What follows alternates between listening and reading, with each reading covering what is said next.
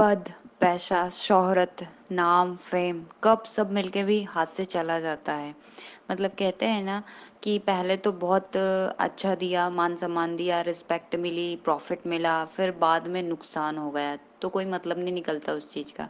तो ऐसे क्या योग होते हैं कुंडली में कि ये सब पद, पैसा, शोहरत सब मिलती है और बाद में हाथ से चली जाती है।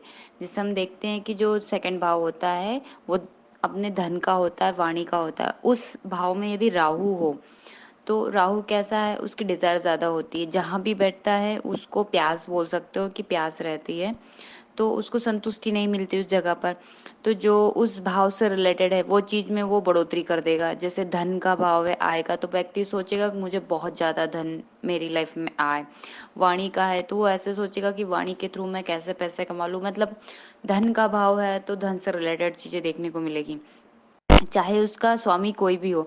मानो सेकंड भाव का स्वामी शुक्र ही है, वृषभ हम सोचते हैं कि यदि फर्स्ट मेष है तो सेकंड वृषभ है, तो वृषभ राशि यदि पड़ रही है तो फिर शुक्र हुआ उसके स्वामी। तो शुक्र जब भी मतलब 12वें भाव में होगा, फोर्थ भाव में होगा, तो उस पर अष्टम में केतु आ जाएंगे। सेकंड भाव में राहु है तो अष्टम भाव में केतु आ जाएंगे। तो केतु की यदि शुक्र पर दृष्टि पड़ती है, यदि 12वें में बोले कि शुक्र बैठा है तो 5वीं दृष्टि केतु की पड़ेगी। इसके बाद चौथे भाव में यदि शुक्र बैठा है तो 9वीं दृष्टि पड़ेगी। मतलब शुक्र की दृष्टि पड़ रही है तो फिर ऐसी चीजें मिलकर भी सब चली जाती है।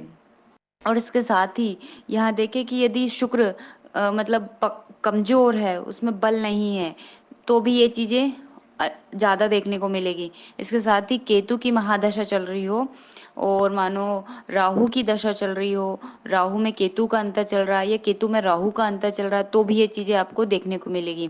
मतलब एक समय आपने बहुत अच्छा करा, उसके बाद में सब आपके हाथ से चला गया। काफी सारे लोगों के साथ होता है कि पहले बहुत अच्छा बिजनेस था, फिर बाद में बिजनेस पूरा बर्बाद हो गया, वह व्यक्ति बर्बाद हो जाते हैं वैसा। तो इस बार हम देखेंगे लग्न से, देखते हैं कि लग्न में क्या होता है। नेम फेम का होता है तो वो नेम फेम का हमारे नाम का नुकसान हो जाता है। इस प्रकार हम देख सकते हैं। नमस्कार दोस्तों, मैं प्रज्ञा आपका हार्दिक स्वागत करती हूँ अपने प्रोग्राम में। दोस्तों ये मेरे व्हाट्सएप नंबर है, यदि किसी को भी कुंडली से रिलेटेड जानकारी चाहिए, कुंडली बनवाना हो तो आप इसमें संपर्क कर सकते हो और इसके चार्जेस हैं। और यदि मेरा प्रोग्राम आपको अच्छा लग रहा है तो लाइक करें, शेयर करें, प्लीज सब्सक्राइब जरूर करें।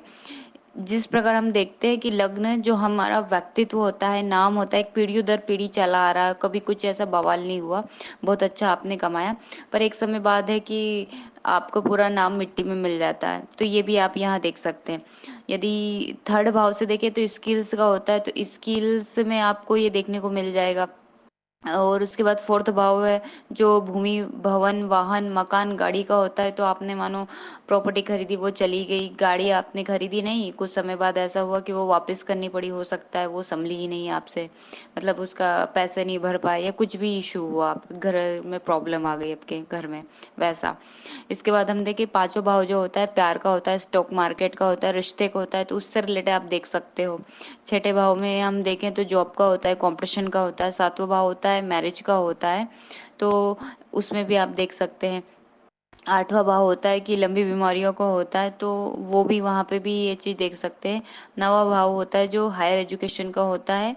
10वां भाव जॉब का होता है, स्टेटस का होता है, मतलब जो आपने बहुत अच्छे जॉब का आपने स्टेटस कमाया, वहां पे नाम कमाया और बाद में सब बोल सकते हो कि कोई आपको शायद पूछता भी नहीं हो वैसे। 11वां भाव लाभ का होता है, तो वहां से भी देख सकते हैं। 12वां भाव हो जाए तो फॉरेन संबंधित, मतलब विदेश जाकर आपने जॉब किया, बिजनेस किया, अच्छा किया, पर फिर वहां पे चला नहीं तो वापस आपको आना पड़ा वैसे। मतलब जो पहले बहुत ज्यादा प्रॉफिट दे देता है, बना देता है, वही ग्रह बाद में आपको बर्बाद कर देते, तो वो होता है राहु। धन्यवाद दोस्तों।